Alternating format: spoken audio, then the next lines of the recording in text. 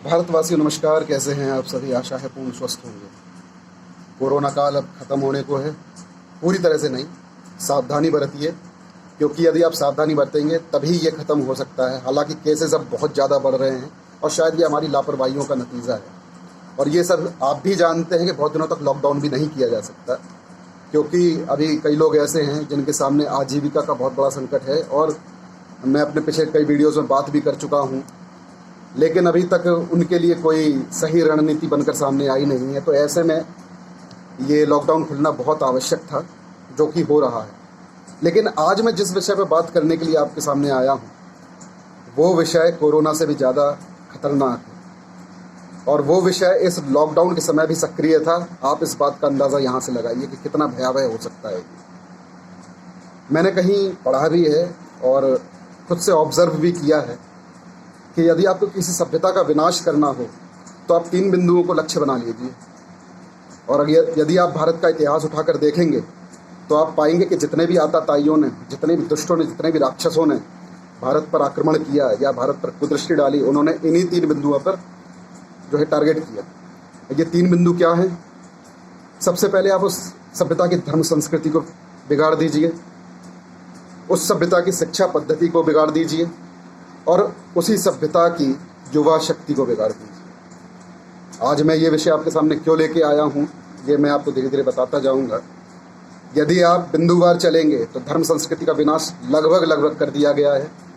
जितने नास्तिक हिंदू धर्म में हैं, शायद आपको किसी और धर्म में मिलेंगे। नंबर 2, शिक्षा पद्धति।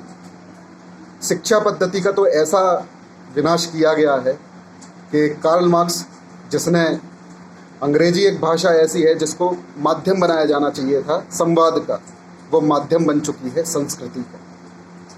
उसके बारे में ज़्यादा बात करने की आवश्यकता नहीं है, आप सभी परिचित हैं। तीसरी और सबसे मुख्य बात है युवा शक्ति, जो धीरे धीरे अब उस रास्ते पर चल पड़ी है जहां इस सभ्यता का विनाश इसी युवा शक्ति के हाथों हो जाएगा, यदि हम अभी भी नहीं चेते तो। और मैं ये क्यों कह रहा हूँ? क्योंकि आप जिस चीज़ को ज़्यादा हवा दे रहे हैं मनोरंजन के नाम पर, और ये मनोरंजन जिसको आप बॉलीवुड भी कहते हैं, जो अभी लॉकडाउन में सब कुछ बंद होने के बाद भी इंटरनेट के माध्यम से सक्रिय था, और इस बॉलीवुड में कुछ ऐसे छोटी मानसिकता के प्रोड्यूसर, डायरेक्टर्स और एक्टर्स भी हैं जिनको टारगेट करने के लिए सिर्फ और सिर्फ हिंदू सभ्यता मिलती है, सनातन धर्म संस्कृति मिलती है। और किसी विषय पर कभी वो फिल्म नहीं बनाते, कभी कोई वेब सीरीज़ नहीं बनाते, कभी कोई चलचित्र नहीं बनाते, हिंदी में बोले चलचित्र।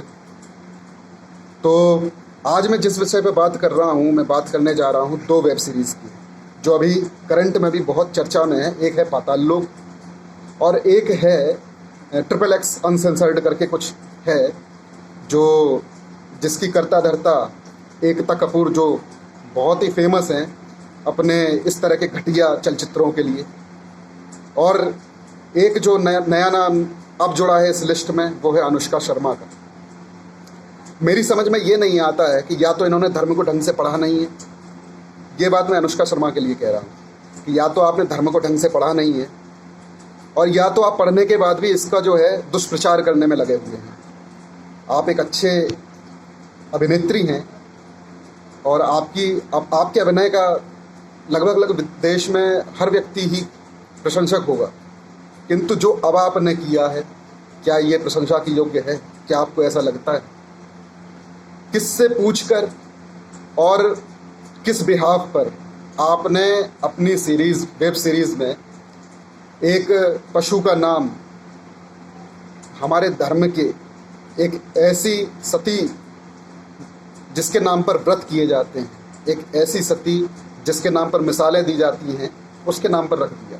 मैं नाम यहाँ इसलिए नहीं लूँगा क्योंकि मैं अपमान नहीं करना चाहता, इसलिए मैं नाम नहीं लूँगा। आप सबको पता है, जिन्होंने नहीं देखा होगा तो पाताल लोक को, हालांकि मैं ये प्रमोशन नहीं कर रहा हूँ पाताल लोक का, आप मत देखिए, लेकिन किसी से पूछिएगा ज़रूर।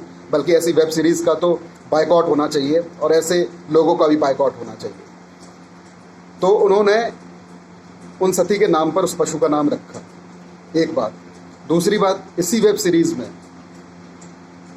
अंत में एक जो है सीन आता है, उसमें महाभारत के एक प्रकरण का उदाहरण दिया जा रहा है जिसमें जो इंस्पेक्टर का अभिनय कर रहे हैं वो और जो एक पत्रकार का अभिनय कर रहे हैं वो आपस में संवाद कर रहे हैं, और बीच में जो उदाहरण दिया जा रहा है वो उदाहरण दिया जा रहा है जब युधिष्ठिर जी एक पशु के साथ में स्वर्गारोहण कर रहे थे, उस समय का प्रकरण, उस जो है दोनों के बीच में संवाद उसका चल रहा।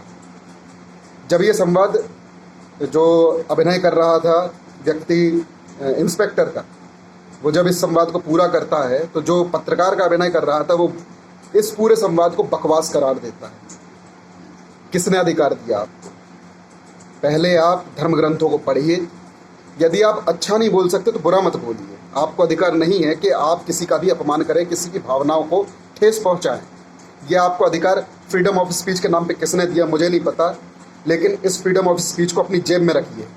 इसलिए क्योंकि हिंदू धर्म बहुत सह चुका है। कभी आमिर खान उठ के आ जाते हैं, कभी कोई उठ के आ जाता है और किसी भी तरह का कुछ भी बना के आप सब सामने परोस देते हैं। और ये अभी से नहीं, 90 के दशक से शुरू हुआ है ये कुत्सित प्रयास। कभी भी आप किसी अन्य धर्म के धर्मगुरु को या किसी अन्य धर्म को, मैं नहीं कहता किसी को भी दिखाई, क्योंकि भावनाएं सबकी होती है और धर्म कोई भी छोटा या बड़ा नहीं होता, लेकिन फिर हिंदू धर्म को ही टारगेट क्यों किया जाता है? आप जब भी देखिए हमेशा हिंदू धर्म के देवी देवताओं का मजाक बनाया जाता है। आप कभी भी उठाकर देख लीजिए हिंदू संस्कृति का मजाक बनाया जाता है। आखिर क्यों? कोई सवाल पूछने वाला है क्या? कभी किसी भी मंत्री ने, किसी भी राजनेता ने, यहाँ तक कि सूचना प्रसारण मंत्रालय ने कभी इन बातों का संज्ञान लिया है क्या? या फिर हिंदू सिर्फ एक कठपुतली हो गया जो जैसे चाहे वैसा नचाता रहेगा? सवाल बहुत सारे हैं मेरे पास, लेकिन समय उतना नहीं है कि मैं आपसे इतनी ज़्यादा बात कर सकूं। लेकिन मैं अब प्रश्न उन धर्म के ठेकेदारों से भी करना चाहता हूं जो हिंदू धर्म के ठेकेदार बने घूमते हैं और जिनको बात बात पर बड़ी पीड़ा होती है। अभी कुछ समय पहले भी वो विषय मेरा है नहीं, लेकिन फिर भी उसको मैं इसलिए बीच में लेके आ रहा हूं क्योंकि अभी बड़ा हल्ला मच रहा था सोशल मीडिया पर कि कुछ कथा व्यासों ने कुछ बातें ऐसी कही थी जो उन्हें नहीं कहनी चाहिए थी। मैं भी इसके समर्थन में हूँ कि नहीं कहनी चाहिए थी। उनको लेकर बहुत सारा हल्ला मचा था, लेकिन वो तो आपके जो भी उन्होंने कहा उसके लिए उन्होंने अपोलोजाइज़ किया, उन्होंने उसके लिए माफ़ी भी मांगी। लेकिन जो इन्होंने किया है, जो अनुष्का शर्मा ने किया है, जो अनुष्का शर्मा की पूरी टीम ने किया है, इसके लिए कोई हिंदू धर्म का ठेकेदार क्यों नहीं आता? इतने बड़े बड़े मठाधीश हैं, इतने बड़े बड़े पद हैं, आप ये इसी तरह से हिंदू धर्म के ठेकेदार बने हुए हो क्या? अगर हिंदू धर्म की रक्षा आप नहीं कर सकते तो हिंदू धर्म के ठेकेदार होने का अधिकार किसने दिया आपको? आप सभी के होते हुए ये इतने बड़े बड़े अपराध हो रहे हैं। हिंदू देवी देवताओं का मजाक बनाया जाता है। क्यों बनाया जाता है? कोई भी उठता है, गली से उठ के आता है और किसी भी तरह का मजाक बनाता है, किसी भी तरह का कोई भी, मैं बोल नहीं सकता हूँ क्योंकि मैं नहीं चाहता हूँ कि मैं अपने मुंह से उन बातों को बोलूँ और इनडायरेक्टली अपमान करूँ अपने ही धर्म का।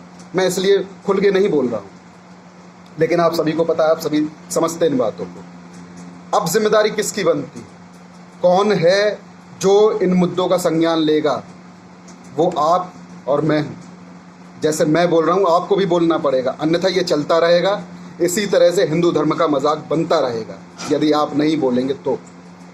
इसी तरह से एकता कपूर, इन्होंने फौजी भाइयों को लेकर एक ऐसा विवाद खड़ा कर दिया है। और आपके पास मुझे नहीं पता कि कहाँ से कॉन्सेप्ट आते हैं, किस घटिया सोच में ये सब पनपता है कि जो रियल लाइफ में कभी कहीं होता ही नहीं। पहले कभी भी जब तक ये सास बहू के नाटक नहीं आए थे, घरों में अनबन होती थी, मतभेद हो सकते थे, मनभेद नहीं होते थे। लेकिन जब से ये जो टीआरपी के चक्कर में मनोरंजन के नाम पर इस तरह की चीज़ें आई हैं सामने, तब से घरों में मनभेद शुरू हो गए। आप सभी से हाथ जोड़ के निवेदन है, आप सभी भारतवासियों से निवेदन है, ऐसी चीज़ों को बढ़ावा मत दीजिए। ये हमारे देश के लिए बहुत हानिकारक है। शिक्षा पद्धति बिगड़ चुकी है, धर्म संस्कृति विनाश की ओर है। रही बात युवा शक्ति की, तो चोरी छुप के जो वेब सीरीज़ चल रही हैं, टीवी पर नहीं आ रही हैं, लेकिन इंटरनेट के माध्यम से हर एक मोबाइल में है, और ये ज़्यादा खतरनाक है क्योंकि आप उनके मन में वो बिठा रहे हैं जो है ही नहीं। जो अभी कुछ दिनों पहले ही एक कैंपेन सा चला था, लोग सड़कों पर निकलकर युवाओं से पूछ रहे थे कि रामायण के पात्रों के नाम उनको नहीं पता, महाभारत के पात्रों के नाम उनको नहीं पता, लेकिन उनको आतंकियों के नाम पता है। उनको वो सब कुछ पता है जो उनको नहीं पता होना चाहिए, लेकिन उनको वो बिल्कुल भी नहीं पता जो उनको वास्तव में पता होना चाहिए। मुझे नहीं पता कि हिंदू धर्म कहाँ जाएगा या कहाँ जा रहा है और इस धर्म के ठेकेदार क्या कर रहे हैं, लेकिन इतना ज़रूर समझ में आ रहा है कि जो ये षड्यंत्र चल रहा है बहुत ही खतरनाक है। शिक्षा पद्धति का विनाश तो ऐसा हुआ है कि बच्चे जो CBSE ICSE बोर्ड्स में पढ़ते हैं, मैं सबकी बात नहीं कर रहा हूँ, कुछ अपवाद भी हो सकते हैं, लेकिन अधिकतर मैंने देखा है अपने माँ बाप के पैर छूने में भी कतराते हैं। आपको पता है आपकी संस्कृति कहाँ जा रही है, आपका देश कहाँ जा रहा है, आपकी पहचान क्या थी? आपकी पहचान आपके संस्कार थे और वो संस्कार अब मरने की कगार पे हैं। अनुसरण कीजिए, लेकिन उन बातों का कीजिए जो हमें विकास की ओर ले जाए। उन बातों का अनुसरण मत कीजिए जो हमें विनाश की ओर ले जाए, और इस समय हम विनाश की ओर अग्रसर हैं। आप सभी से फिर से निवेदन है, मेरी बातों पर गौर कीजिए और ऐसी चीज़ों का संज्ञान लीजिए। इन लोगों के विरोध में आवाज़ बुलंद कीजिए। ऐसे जो है मनोरंजन का बहिष्कार कीजिए। ऐसे मनोरंजन की क्या आवश्यकता है? अगर आप देखेंगे नहीं तो ये बनाएंगे क्यों? ये बनाते ही इसीलिए हैं क्योंकि आप देखते हैं। ये उसको परोसते ही इसीलिए हैं क्योंकि उनको पता है आप पसंद करेंगे। तो आपके धर्म की रक्षा आपके हाथ में है, कोई और नहीं आएगा, कोई ठेकेदार नहीं बनेगा, कोई भगवा कपड़े पहन के आएगा या कोई तिलक लगा कर आएगा, जय श्री राम बोलेगा, इस धर्म की रक्षा करेगा। ऐसा नहीं होगा। आप सबको खड़ा होना पड़ेगा। कोई एक व्यक्ति, कोई एक संगठन कभी भी इस धर्म की रक्षा नहीं कर सकता। यदि ऐसा होता तो हमारा देश गुलाम नहीं होता। हमारे देश पे इतने आतताई आक्रमण करते, लेकिन कभी विजय प्राप्त नहीं करते। मेरी बातों को गंभीरता से लीजिए। निवेदन बार बार मैं यही कर रहा हूँ और आशा भी यही है कि शायद आप लोग इस बात को गंभीरता से लेंगे और लेना भी चाहिए। बाकी अब मैं एक छोटा सा संदेश बॉलीवुड को देना चाहूँगा। मनोरंजन कीजिए, लेकिन हेल्दी मनोरंजन कीजिए ना। कुछ ऐसा दिखाइए जिससे कुछ शिक्षा मिले। आप क्या दिखा रहे हैं? ऐसे ऐसे वेब सीरीज़ दिखा रहे हैं जो उनके प्लेटफॉर्म्स के नाम ऐसे हैं कि जो तर्कसंगत ही नहीं है। मुझे नहीं पता आप क्या समझ के और क्या परोस रहे हैं, क्या किस दिशा में क्या मनोरंजन ले जा रहे हैं, लेकिन हाँ इतना ज़रूर समझ में आ रहा है कि आप जो भी कर रहे हैं बहुत गलत कर रहे हैं। इससे पहले कि ये चिंगारी बहुत बड़ी आग बने, आप सभी से संबोधन जो मैं दे रहा हूँ इसमें सभी लोग आ रहे, पूरे भारतवासी 130 करोड़ भारतवासी, आप सभी से निवेदन है संज्ञान लीजिए। इस तरह से अपने धर्म का विनाश मत कीजिए। धर्मो रक्षति रक्षितः, ये हमारे धर्म में कहा जाता है। आपकी पहचान है ये। आप सब कुछ कीजिए, आप आगे बढ़िए, विकास कीजिए, सब कुछ कीजिए। कम से कम अपने धर्म के साथ इतना बड़ा अन्याय तो मत कीजिए। आपकी पहचान ही आपसे ख़त्म हो जाएगी। आप मानव क्यों कहे जाते हैं? एक वनमानुष भी होता है, वो भी अपने 2 पैरों पे खड़ा होता है, उसके भी 2 हाथ होते हैं, उसकी भी अपनी एक जीवन शैली होती है। ऐसी आपकी एक जीवन शैली है। आपको मानव क्यों कहा जाता है? क्योंकि आपके पास संस्कार हैं, आपकी एक सभ्यता है। कृपा करके अपनी सभ्यता को, अपने संस्कारों को बचाइए। युवा शक्ति से बहुत बड़ा निवेदन है कि ऐसी चीज़ों का बहिष्कार कीजिए। आपको पता होना चाहिए कि आपको क्या देखना है, क्या नहीं देखना है, क्योंकि ये आपके मन में ऐसी बोते रहेंगे और आप उसको समझते रहेंगे। सत्य जानना है तो अपने घरों में धर्म ग्रंथों को लाइए, उनको पढ़िए। किसी के कहने में मत आइए किसी के। और ये पता नहीं मुझे ये क्यों फैलाया जाता है कि इसका अधिकार इसी को है, उसका अधिकार इसी को है। किसी अन्य धर्म में आप देखेंगे तो प्रत्येक घर में उस धर्म की धर्म ग्रंथ होंगे और उस धर्म ग्रंथ को पढ़ने वाला, समझने वाला होगा। ये ठेकेदारी बंद कीजिए। प्रत्येक घर में प्रत्येक व्यक्ति को गीता, रामायण, भागवत का पाठ करना चाहिए, संस्कृत का पाठ करना चाहिए, संस्कृत का ज्ञान लेना चाहिए, क्योंकि यही आपकी पहचान है। इंग्लिश सीखिए आप, अंग्रेजी को जानिए आप, लेकिन संस्कृत को भूलिए मत, क्योंकि संस्कृत ही आपकी संस्कृति है। बार बार यही निवेदन है आपसे। ज़्यादा लंबा वीडियो हो गया है, तो आप सभी से यही निवेदन है कि मेरी बातों को संज्ञान लीजिए, मेरी बातों को गौर कीजिए और समझिए कि हम कहाँ जा रहे हैं। आप सभी के स्वास्थ्य की कामना करते हुए एक बार फिर से जय हिंद, वंदे मातरम, भारत माता की जय।